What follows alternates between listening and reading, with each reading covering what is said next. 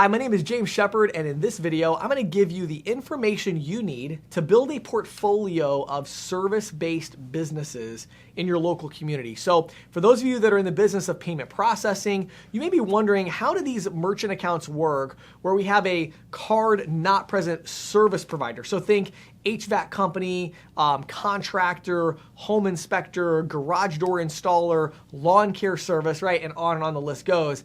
How do these programs actually work as far as payment processing? And then what do you need to know in order able to go in there and really offer them a good solution? First of all, how do these businesses process payments?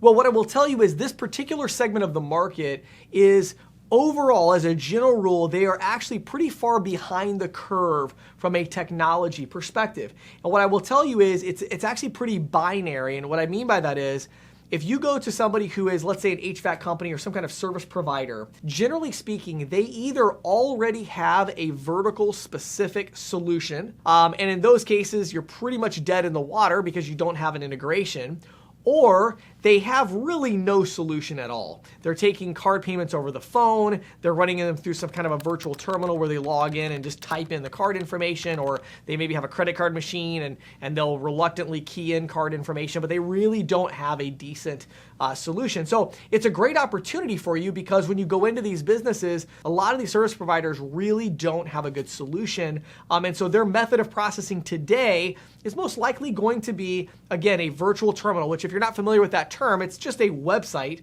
where they get a login, and when they log in, they have a button that says accept the payment, and they have to key in the cardholder information manually, and then the amount, and then click process the payment. As far as card mix, just remember that with method of payment here, when we look at the interchange table, which is the underlying cost of payment processing, there is going to be a higher interchange cost whenever we have a card not present transaction. And the reason for that is simple. It's because there is a higher risk of fraud when we're looking at a merchant like this. So if I pay over the phone for something, there's going to be a higher risk of fraud. Now, you can, of course, address some of that by actually providing mobile processing units to your clients in this business type, because then when they go out, they could actually take some of these payments in person, and that will reduce the interchange cost, the underlying cost of that transaction, right? And so, but your card mix there, we are going to be talking about mostly credit cards.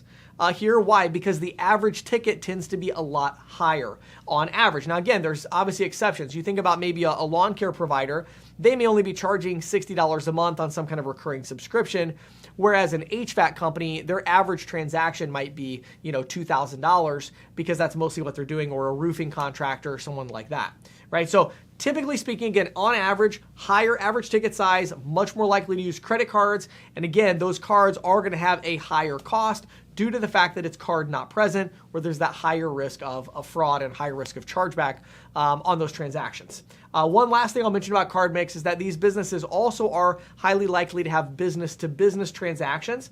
So often, even though maybe they're doing something at a home, many times people are going to be using their business card because it's going to be a business expense. They're going to justify it as a business expense. But also, these contractors tend to do work for businesses as well as residential. So commercial and residential is going to be in there. So things like interchange optimization could potentially be good for them. Again, a lot of times they don't do enough volume to make that a huge win, but it's something definitely to consider in these scenarios. When we get into common pricing for payment processing, it is all over the board. There's really not a lot of consistency here. But what I will tell you is, just like in the video I did last on the mom and pop shops, we tend to see more of either that flat rate, like really simplistic pricing model that's going to be with the ISV, the software company, or we see interchange plus pricing. But oftentimes you'll see interchange plus with a lot of plus. So a lot of margin, a lot of markup. Again, another reason I think it's a great segment of the market to go after is because they're typically paying a lot of money above interchange simply because it's not as competitive. When you think about that restaurant, that retail store, people are walking in there all the time to sell them payment processing. They're getting calls all the time.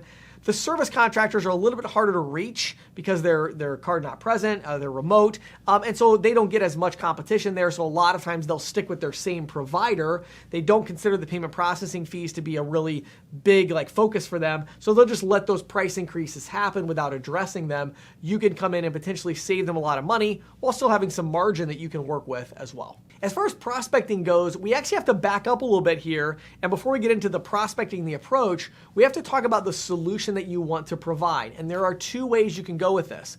The first one is simply to provide a more robust virtual terminal type environment. And so this would be a virtual terminal, like a gateway provider that's going to provide email invoicing, text invoicing, saved cardholder information, these things that are kind of like very basic, but that they may still not be using. Maybe they even have it available in their current solution, but no one's ever actually worked with them to say, here's how you should be processing payments. The benefit of that one is you go in with payment processing and say, hey, we can cut your cost, but more importantly, we can actually help you with setting this up correctly so that it works, okay?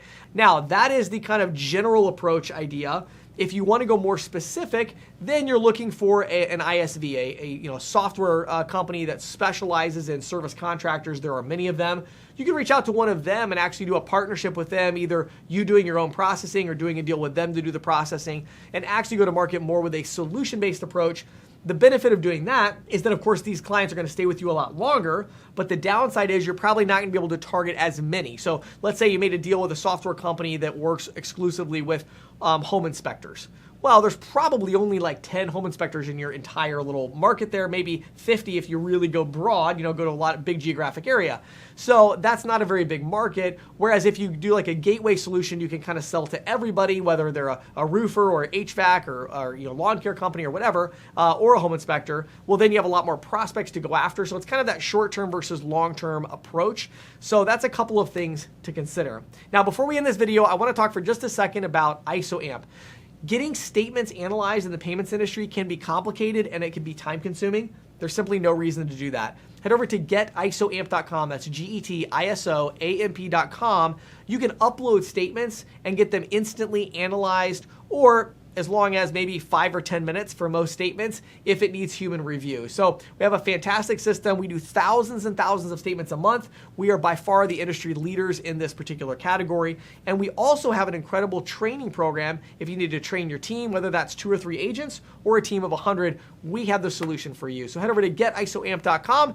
Thank you so much for taking time to watch this video, and I wish you great success as you build your portfolio in the card not present service environment.